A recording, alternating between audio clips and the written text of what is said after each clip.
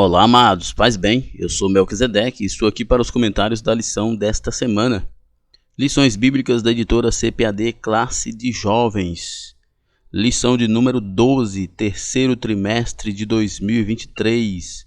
Nossa penúltima lição, estamos chegando ao final do terceiro trimestre. Essa é a penúltima lição, a próxima lição, lição de número 13, já será a última lição desse trimestre.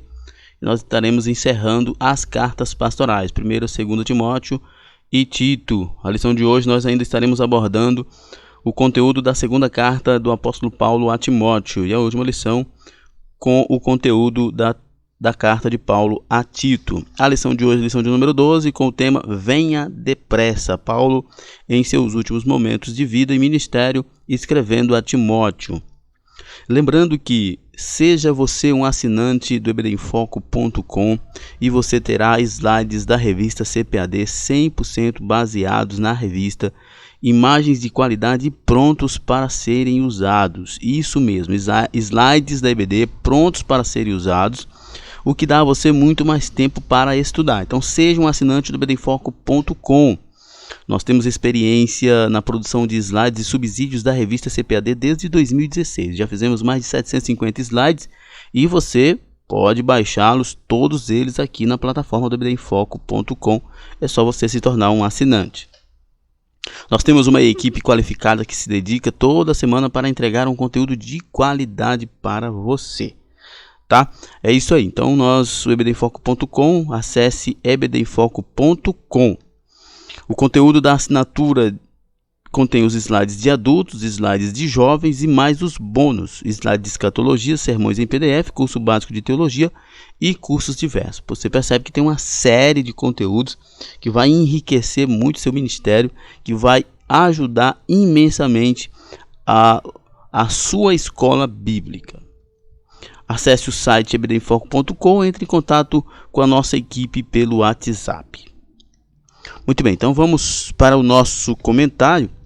O texto principal da lição de hoje é 2 Timóteo capítulo 4, verso 7, um dos textos mais emblemáticos do apóstolo Paulo, um dos textos mais conhecidos do apóstolo Paulo, texto que é pregado, é citado, é até colocado, né, em lápides, né, das pessoas cristãs, quando elas morrem, são enterradas e são colocados esse verso, porque é algo emblemático de fato esse texto, né? Combati o bom combate, acabei a carreira e guardei a fé.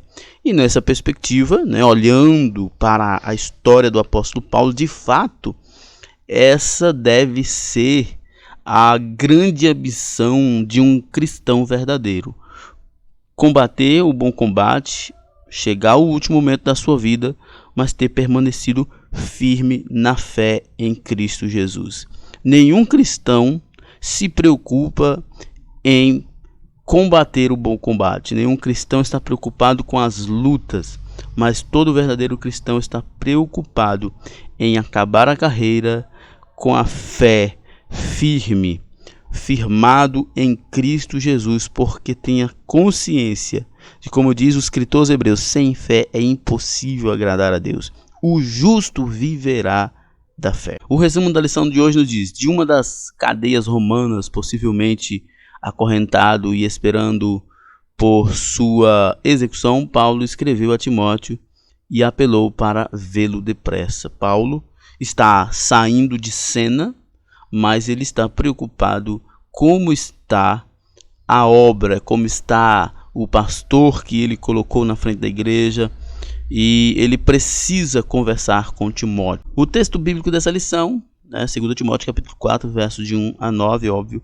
você vai ler todo o capítulo 4 de 2 Timóteo. Eu não vou me deter no texto por uma questão de tempo, mas você certamente fará a leitura desse texto. Vamos então para a nossa introdução. No ano 67 da era cristã, Nero, um dos mais sanguinários imperadores romanos, que ordenou a execução da própria mãe, havia desencadeado uma terrível perseguição aos cristãos, a quem atribuiu a autoria do incêndio ocorrido em Roma no ano 64 d.C. Só falando um pouco sobre Nero, Nero foi um déspota romano, um imperador déspota, um homem cruel, como diz que o comentarista, ele matou a própria mãe, ele sofria de um transtorno psicótico, onde ele pensava que todo mundo estava tentando tomar o poder dele. Ele era um ser humano extremamente egoísta, vaidoso. Quando ele próprio ateou fogo em Roma, ele colocou culpa nos cristãos. Ele viu nesse momento uma oportunidade de uma vez por todas colocar todo o império contra os cristãos. Ele ateou fogo em Roma e, como sendo ele o imperador, o dono do poder, o dono da informação, publicou em todo o reino que os cristãos haviam colocado fogo em Roma. E por essa razão, a perseguição aos cristãos se intensificaram cada vez mais. Então, é nesse momento que Paulo está vivendo os seus últimos dias. As prisões e os martírios se multiplicavam por todo o império. Roma era uma cidade espetáculo com tantas atrocidades praticadas. Corpos de cristãos atados em postes ardiam em chamas. Paulo foi uma das vítimas de Nero.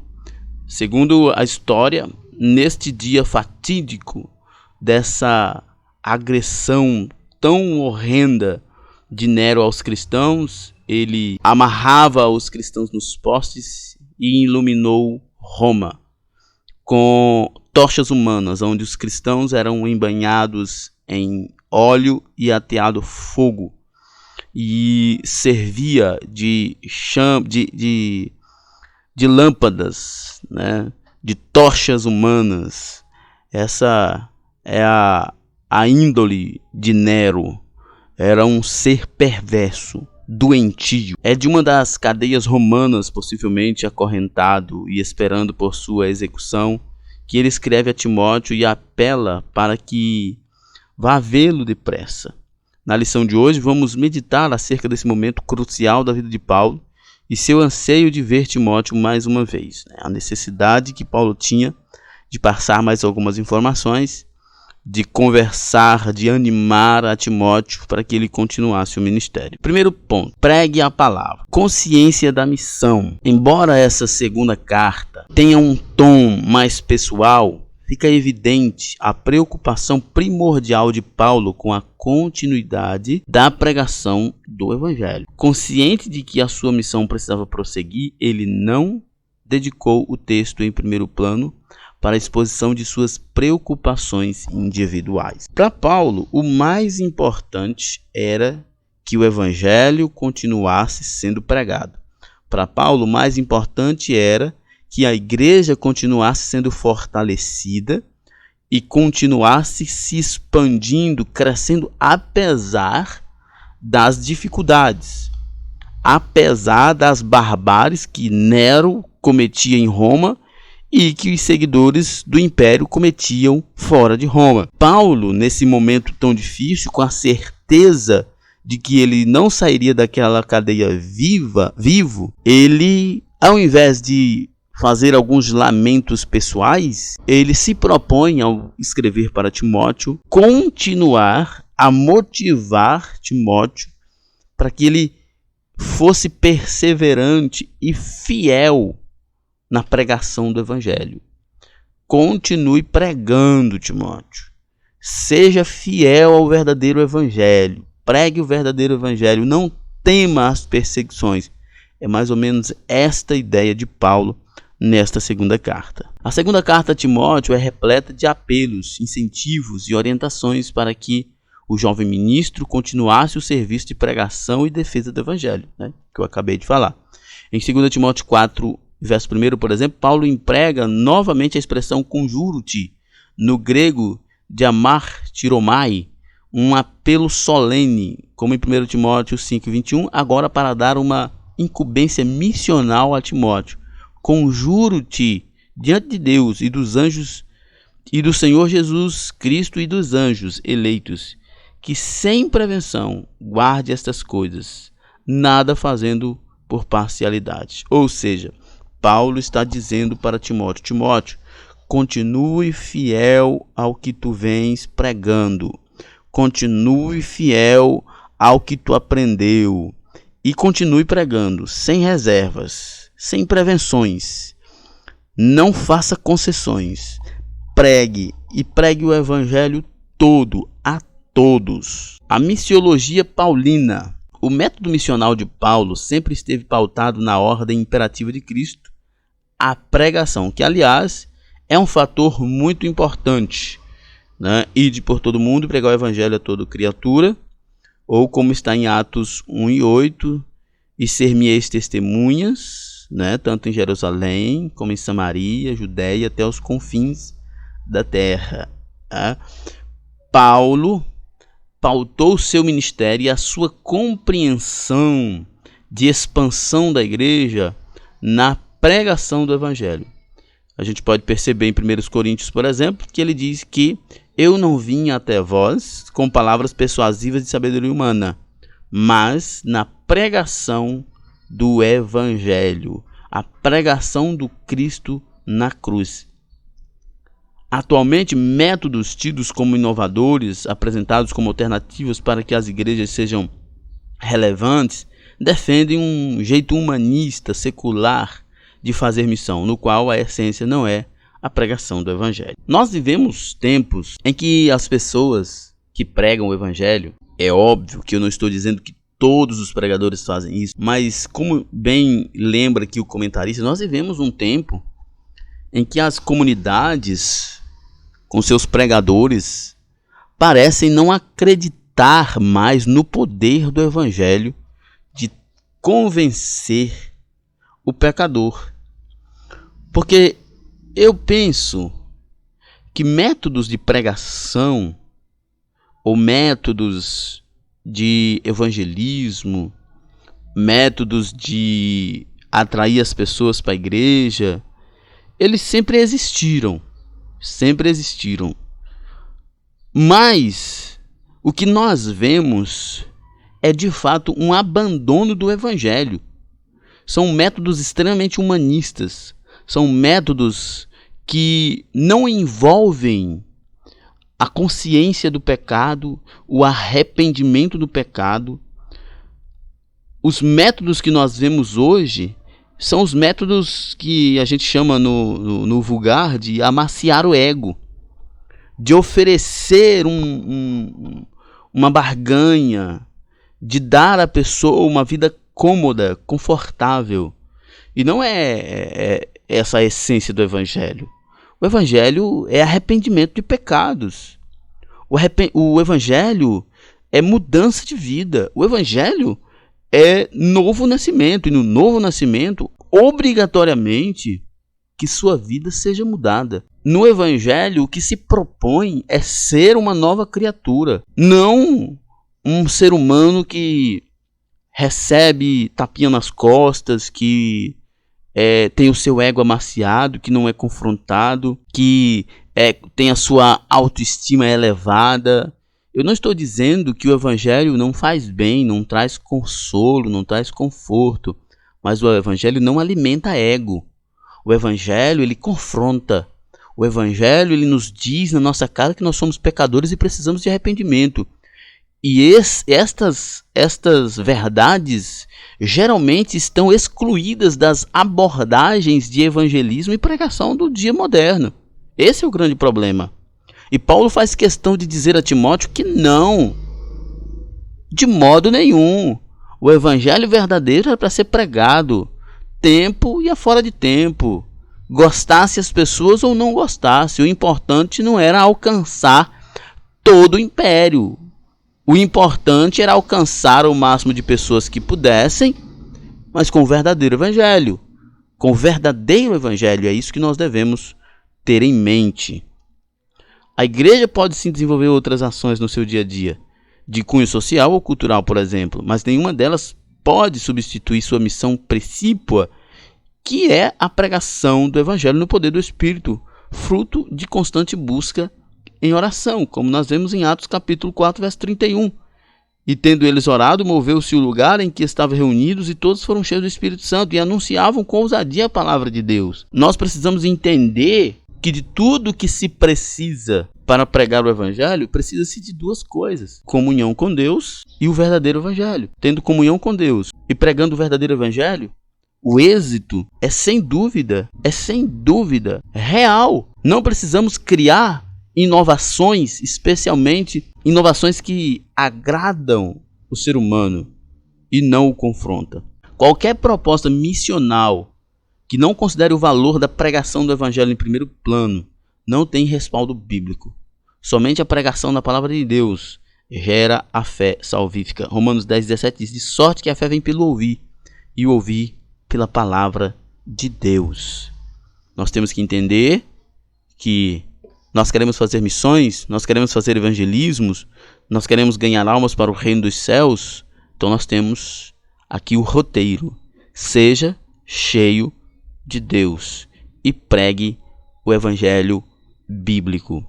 Melk, como ser cheio de Deus? Meu amigo, ser cheio de Deus, busque a Deus em primeiro lugar. Busque a presença de Deus. Abra mão dos prazeres deste mundo, dos prazeres da carne. Viva uma vida para Deus. Consagre a sua vida. Ore, leia a Bíblia, jejue. Abra mão das redes sociais. Abra mão das farras. Abra mão das vaidades deste mundo. Se dedique a Cristo e você será cheio de Deus. E então é só pregar o verdadeiro evangelho. O evangelho é o poder de Deus para a salvação de todo aquele que crê. Romanos 1,16. Paulo sempre enfatizou a essencialidade da pregação poderosa do autêntico evangelho. Como escreveu aos Coríntios: a minha palavra e minha pregação não consiste em palavra persuasiva de sabedoria humana, mas em demonstração do Espírito e de poder, como eu citei agora há pouco. Nós queremos ter êxito nas nossas pregações, então nós temos que ser, antes de tudo, cheios de Deus, consagrados a Deus. E então, pregue o verdadeiro evangelho. O conteúdo da pregação. Paulo adverte Timóteo para que pregasse a palavra, o tempo e fora de tempo, sendo perseverante na exposição da correta doutrina. O jovem pastor deveria perseverar, preservar a essência da verdade revelada a despeito do desejo dos ouvintes, né? Como eu tenho falado já aqui na lição. Hoje, as igrejas, é claro que a gente não vai generalizar, seria injusto generalizar, mas tem muitas igrejas que criam métodos, né, estratégias de evangelismo, estratégias missionais, que o objetivo é agradar as pessoas. E isso é antagônico, isso é completamente o antônimo, né, o contrário do evangelho. Por quê? Porque o evangelho é a verdade sendo lançada na cara do pecador mentiroso. É a verdade sendo lançada, é o mentiroso sendo confrontado. Isso não pode deixar as pessoas tão à vontade assim. É óbvio que o evangelho traz consolo, traz alegria, mas a priori o evangelho é uma mensagem de confronto. O evangelho é dizer para mim e para você que nós somos pecadores e que se nós não nos arrependermos dos nossos pecados e nos convertermos a Cristo, nós iremos para o inferno. Essa é a verdade do evangelho. Essa mensagem deve ser pregada. Devemos ser leais a essa verdade. Não podemos transformar o evangelho de Cristo numa mensagem que agrada as pessoas, que faz com que elas venham para os templos para ouvir uma palavra que não envolve confronto e arrependimento de pecados. Nós não podemos nos comportar assim. Como a verdadeira igreja de Cristo, nós devemos ter a consciência de que sim, o evangelho traz consolo para a alma. O evangelho traz consolo, traz alegria, traz paz, mas primeiro ele traz confronto, porque nós somos pecadores e ele nos confronta o nosso pecado, nos lança em face o quanto somos pecadores e precisamos nos arrepender. Esta era uma advertência essencial, inclusive porque o apóstolo já previa tempos em que as multidões iriam rejeitar essa doutrina. A doutrina ortodoxa, pura, como contida na palavra de Deus, preferindo mensagem que estivesse de acordo com seus desejos pecaminosos. Paulo estava desenhando profeticamente o quadro que hoje vemos. E isso é verdade. O professor deve explorar isso com seus alunos, deve conversar com seus alunos sobre isso, que nós vivemos um tempo onde as pessoas querem ser alimentadas por algo que as satisfaça no ego. As pessoas não querem ser alimentadas da sua necessidade espiritual, mas da sua necessidade de ego. O que as pessoas vão na igreja hoje, por isso que tantas igrejas têm um público rotativo. Porque elas vão lá, hoje elas ouvem uma mensagem que agrada, aí amanhã eles vão, não agrada, não vai mais na igreja, não vai mais na comunidade. Mas isso não tem problema. Será que não tem problema? Isso tem problema. Isso tem problema, porque as pessoas precisam ir até o templo, ouvir a palavra de Deus e serem confrontadas. Porque elas são pecadoras, elas estão indo para o inferno. Então elas precisam ser confrontadas para que se arrependam dos seus pecados. Porque senão elas irão confortavelmente para o inferno. E isso é um problema. Cresce o número de doutores que torcem as escrituras a partir de suas concepções a fim de amoldar seus ensinos aos desejos de seus ouvintes. Em tais igrejas nada mais é pecado, porque virá tempo em que não sofrerão a sã doutrina, mas tendo comichão nos ouvidos, amontoarão para si doutores conforme as suas próprias concupiscências. Veja só o que Paulo diz aqui. Não sofrerão a sã doutrina, ou seja, não serão mais impactados. E eles não aceitarão que o evangelho verdadeiro cause a tristeza que Paulo diz que é tristeza segundo Deus para o arrependimento neles. Eles não aceitarão isso. Eles procurarão pessoas que falam de modo que os agrade, né? A internet oferece muito isso, a diversidade de comunidades pelo mundo afora oferece muito isso, mas nós, como igreja verdadeira, não podemos ter este evangelho self-service. O evangelho que nós pregamos nas nossas igrejas deve ser o verdadeiro evangelho que confronta, que diz: você é um pecador miserável que estará indo para o inferno se não se arrepender. Mas Jesus ama você e quer salvar a sua vida. Arrependa-se e se converta a Ele. Sempre que se rejeita esse ou aquele trecho da Bíblia, forçando interpretações que se ajustam aos nossos próprios desejos, opera-se um mortal desvio da verdade, culminando em apostasia. 2 Timóteo 4, 3 e 4 diz: e desviarão os ouvidos da verdade, voltando a fábulas. As pessoas gostam dessas historinhas, né? Tá uma série de pregadores na internet que gosta de contar historinhas e as pessoas saem dali mais confusas do que antes e ninguém tem uma direção para Cristo. Segundo tópico, combati o bom combate. A expectativa do apóstolo, por muito tempo Paulo teve expectativa de que Cristo voltaria em seus dias, né? Nós vemos os escritos de Paulo, essa era a expectativa dele. Em princípio, esse deve ser um anseio e a esperança de todo cristão. Sim, porque nós não sabemos a hora.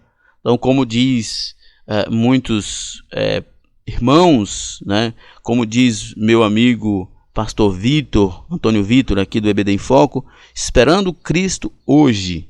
Né? Essa deve ser a perspectiva de todo cristão. Uma vez que nós não sabemos o dia e a hora em que Jesus vai voltar, então, ou nós não sabemos o dia e a hora que iremos morrer, então nós devemos sim nos apegarmos a esta verdade, esperando Cristo hoje. Fato é, contudo, que as circunstâncias que passou a viver produziram em Paulo a consciência de que seu encontro com Cristo provavelmente não se daria por meio do arrebatamento como esperava. Ele precisaria, como tantos outros santos, passar pela morte e aguardar o dia da ressurreição, como já havia ensinado para consolo dos cristãos em 1 Tessalonicenses 4, 13 a 8. Porque o mesmo Senhor descerá do céu com alarido e com voz de arcanjo e com trombeta de Deus, e os que morreram em Cristo ressuscitarão primeiro. Depois nós, os que ficarmos vivos, seremos arrebatados juntamente com ele nas nuvens ao encontro do Senhor nos ares, e assim estaremos para sempre com o Senhor. Paulo entendia as duas perspectivas e ele, claro, ansiava ser arrebatado, mas isso não aconteceu, o que não há nenhuma falha na Bíblia em relação a isso. Era a perspectiva de Paulo, era o anseio dele, mas ele sabia que as duas perspectivas eram verdadeiras. Isso está implícito na referência que fez ao recebimento da coroa da justiça, a recompensa que Paulo espera receber do justo juiz naquele dia. 2 Timóteo 4 e 8, perante o tribunal de Cristo, como ele afirma também em 1 Coríntios 3. A transição. Em 2 Timóteo 4 e 6, Paulo indica claramente que o seu enfático propósito com o encorajamento e as recomendações transmitidas ao seu fiel cooperador era mesmo passar-lhe o cajado. a tocha ministerial. O apóstolo tinha plena consciência da iminência da sua morte.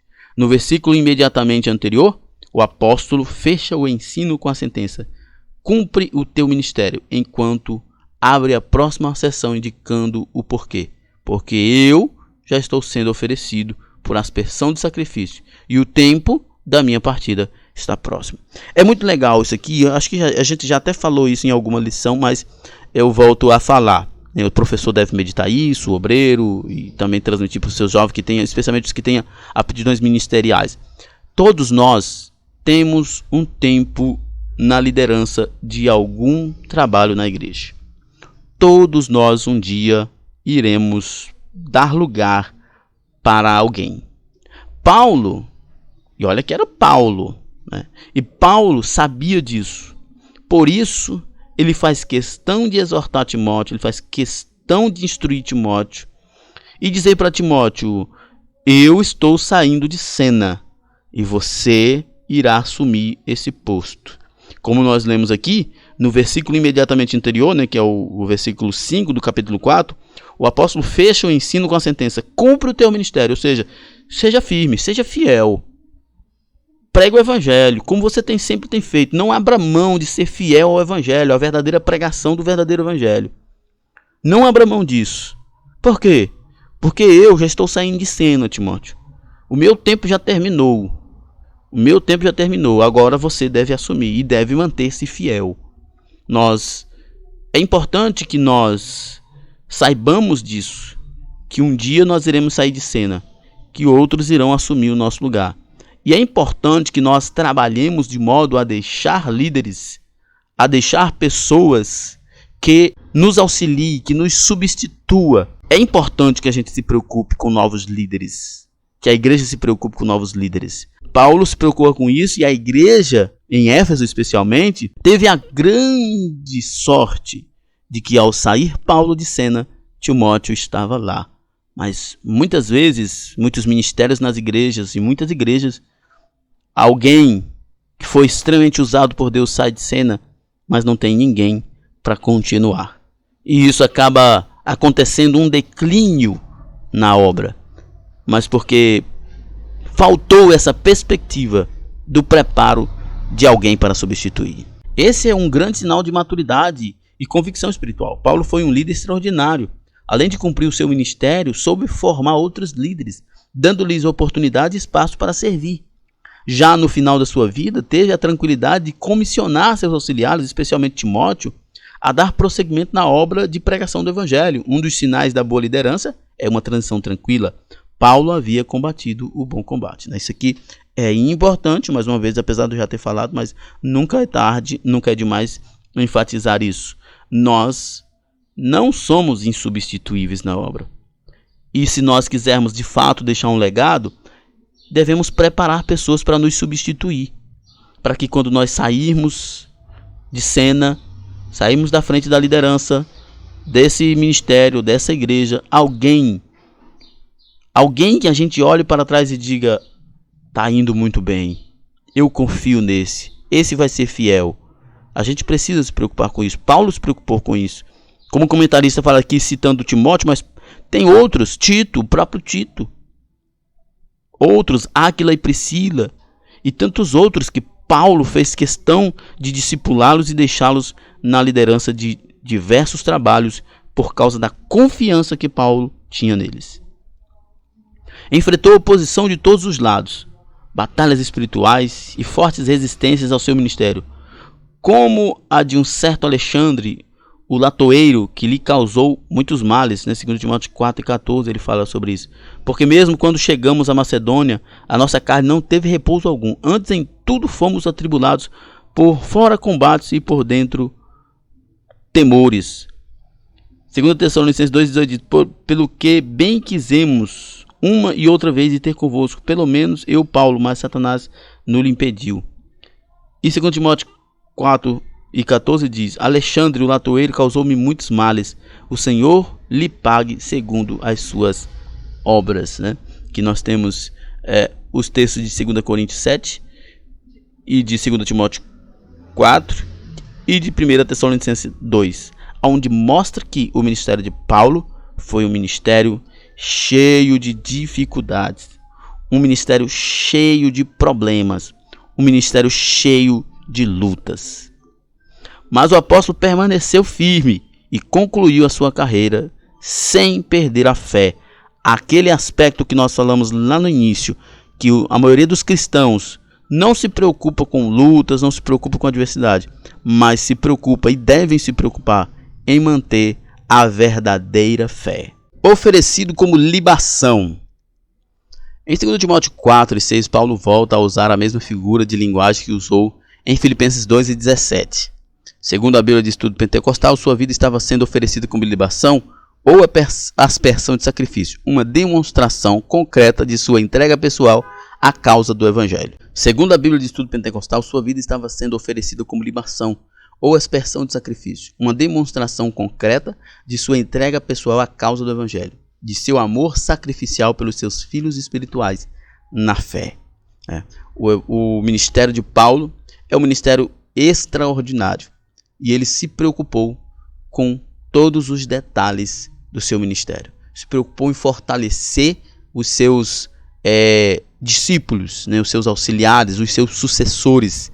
Se preocupou em deixar um legado que, antes de tudo, quando alguém lembrasse de Paulo, lembraria da fidelidade ao Evangelho. O que significa?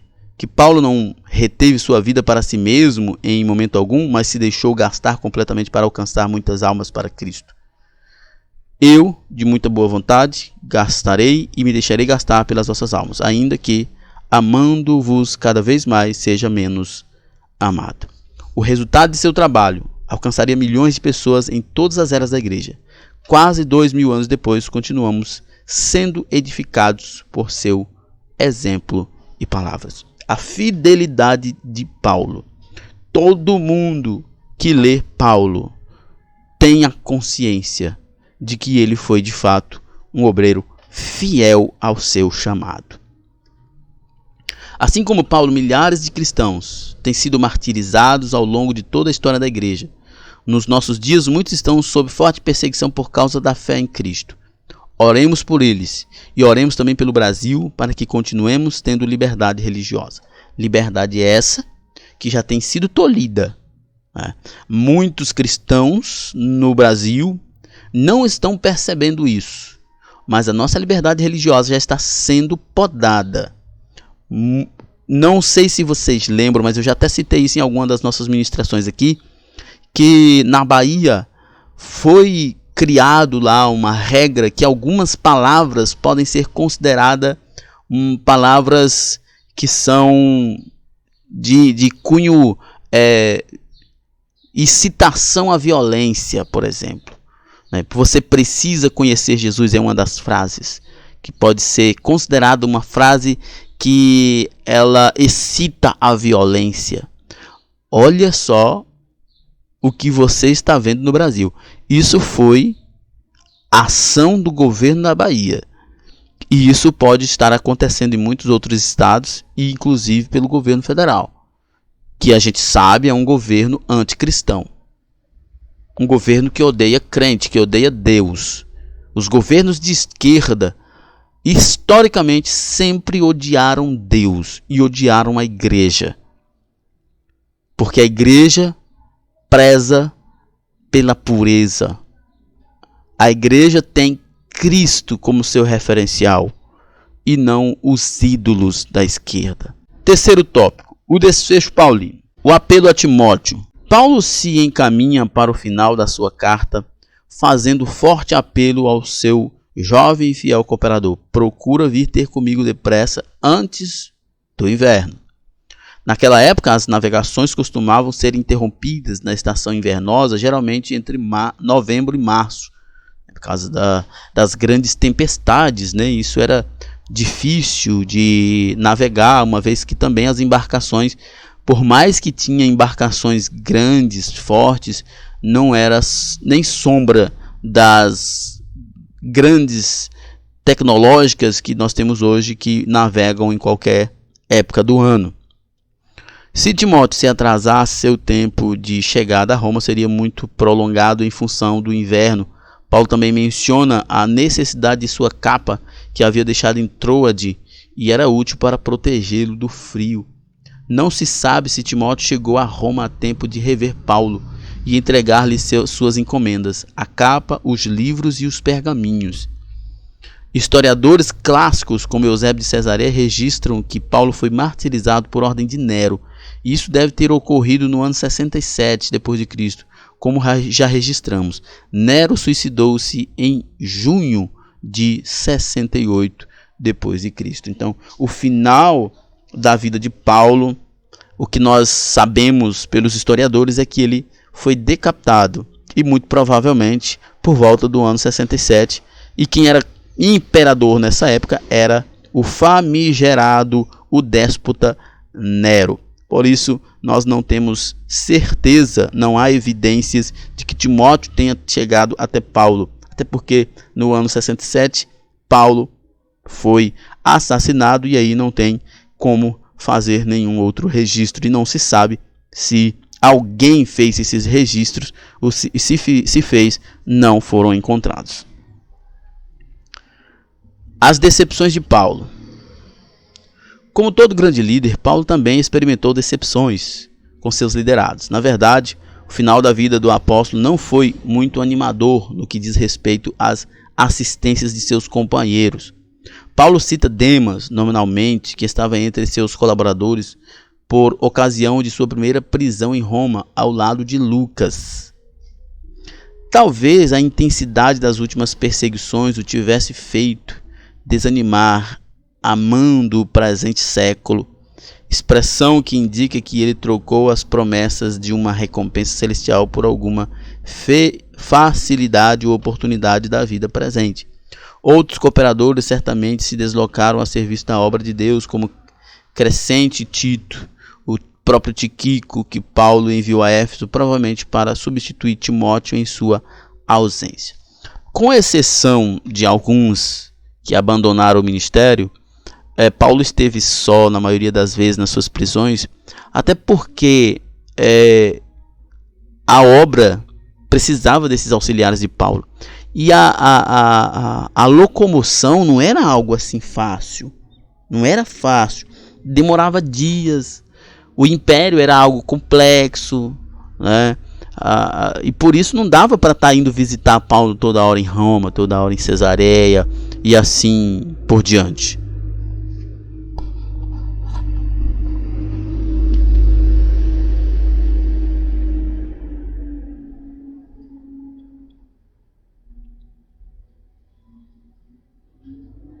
Então é absolutamente compreensivo que muitos deles estejam faltados, não estejam presentes nos últimos dias de Paulo, porque eles estavam muito distantes e ocupados fazendo a obra de Deus. De qualquer sorte, por ocasião da primeira defesa, a audiência preliminar a que Paulo foi submetido, todos haviam desamparado o apóstolo, certamente temerosos diante de implacável e cruel perseguição de Nero. 2 Timóteo 4,15, 4,16, na verdade, ele diz: ninguém me assistiu na minha primeira defesa, antes todos me desampararam. Que isto lhes não seja imputado, né? Como disse o comentarista, não era uma coisa tão fácil assim. Não era uma coisa tão fácil. Muitas vezes essas audiências não era nem para pegar o depoimento do prisioneiro, mas para atrair companheiros, para serem presos também. E o grande valor que Paulo tinha era de que os seus irmãos estivessem livres para pregar o evangelho, mesmo que ele ficasse preso. Triunfo escatológico. Apesar de sentir-se abandonado por seus companheiros, Paulo estava firme em sua fé e propósito, porque nunca se sentiu só em relação a quem servia, ao Senhor Jesus. Ele o havia assistido, fortalecido e livrado da boca do leão, como ele diz em 2 Timóteo 4,17. O mesmo Senhor o livrará de toda má obra e o guardaria para o seu reino celestial. A morte não seria o seu fim. Os céus o esperavam. 2 Timóteo 4,17 diz: mas o Senhor assistiu-me e fortaleceu-me para que por mim fosse cumprida a pregação e todos os gentios a ouvissem. Fiquei livre da boca do leão. Ou seja, eu não estou preocupado com o tempo que vou ficar preso. eu estou preocupado é se cumprirei ou não o chamado de Deus. Em 2 Timóteo 4,18 ele diz: e o Senhor me livrará de toda má obra e guardar-me-á para o seu reino celestial, a quem seja glória para todos sempre. Amém. A convicção de Paulo de que não só havia pregado o evangelho fielmente, mas como tinha vivido fielmente, e a sua salvação era certa. Nossa conclusão: Paulo teve Timóteo como fiel cooperador, portanto, pronto tanto para assisti-lo pessoalmente como para cumprir missões distantes quando designado.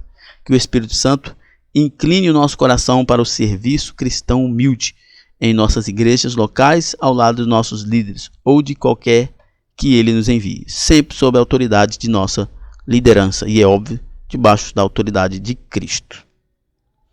Muito bem, se você faz uso do slide do EBD em Foco, tire uma foto e nos envie.